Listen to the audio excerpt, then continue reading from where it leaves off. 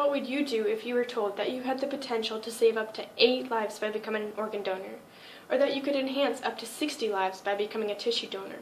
According to the governmental website, Donate the Gift of Life, written by the Department of Health and Human Services, last updated in 2013, approximately 120,000 individuals are placed on the waiting list each year for a new organ. And unfortunately, 7,000 of these individuals die yearly waiting for that organ. There is a significant need for organ donors, and there is a way to solve this problem. To get a better understanding of organ donation, we will look at the importance of donation, who can become a donor, and how to become a donor, and how becoming a donor can affect someone else's life. I am an authority to speak of this subject because as a nursing student, I have studied organ donation, and I have experienced firsthand patients in need of a new organ. So first, let's look at the supply and demand of organ donation. There's a significant shortage in donors, and according to a nonprofit alliance of national organizations and state teams across the United States, known as Donate Life America, every 10 minutes someone new is placed on the waiting list for an organ donation. And in 2012, 100 million individuals did sign up to become donors, but unfortunately only 14,013 of these individuals were actually able to donate an organ. If you refer to the PowerPoint, you'll see which organs can be donated and which tissues can be donated. I had a clinical rotation up at Children's Hospital, and due to unfortunate circumstances, my patient was born with something that led her to having end-stage renal disease, and at the age of 13, she was already placed on the transplant list waiting for new kidneys. According to the Nebraska Organ Recovery System website, last updated in 2013, only 1 out of 40 deaths are eligible for donation, and only 1 out of 8 deaths have a viable tissue donor. So as you can tell, that's not very many. And if we refer to the PowerPoint again, you can see the criteria for deceased donation. You might ask how this affects individuals our age. Well, according to the website from the Department of Health and Human Services, in 2012, 3,105 individuals from the ages of 18 to 34 received organ donations.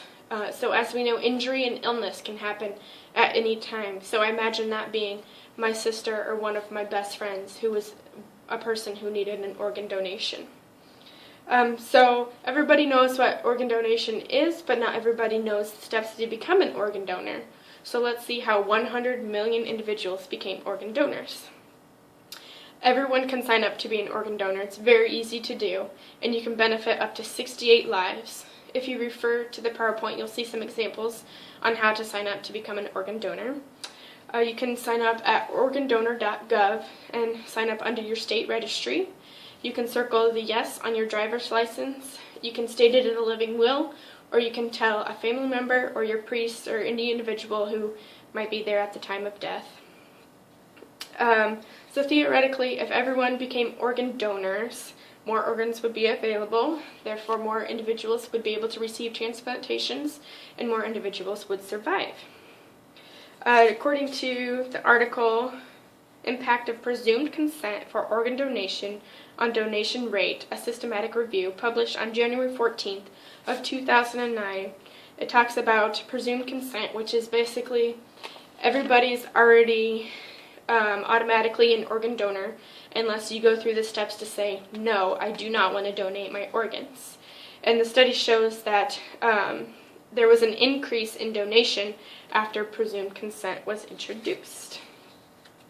So many people are concerned, if they're organ donors, that if they had to go to the hospital, this might affect their care. But according to the Department of Health and Human Services Offices of Women Health, their website, last updated February 17th of 2010, this will not affect a patient's care. It's a doctor's duty to do everything they can possibly do to save someone's life. And when all life-saving measures have failed, that's when the organ donation team comes in to play. They are also concerned that organ donation is very expensive, but once again, according to this website, the recipient's Medicare, Medicaid, or insurance policy will pay for everything, and there is no cost to the organ donor or their family. So everyone can be an organ donor, and the increase in donation will improve several lives. So let's visualize with the results if everyone became organ donors. More people would have the chance to receive a donation, therefore saving more lives. This would also eliminate a strain on families if they don't have people in and out of the hospital. This would also impact their finances, not having to pay for more hospital bills, and that also affects the hospital's finances as well. And there's also a reduced time of stay in the hospital due to not being in and out of the hospital. So we looked at how important organ donation is, who can become a donor, how you can become a donor, and how becoming a donor improves several lives. So by taking the easy steps to become an organ donor, we can improve many lives and save many lives. So today I signed up to become an organ and tissue donor, and I challenge you to do the same.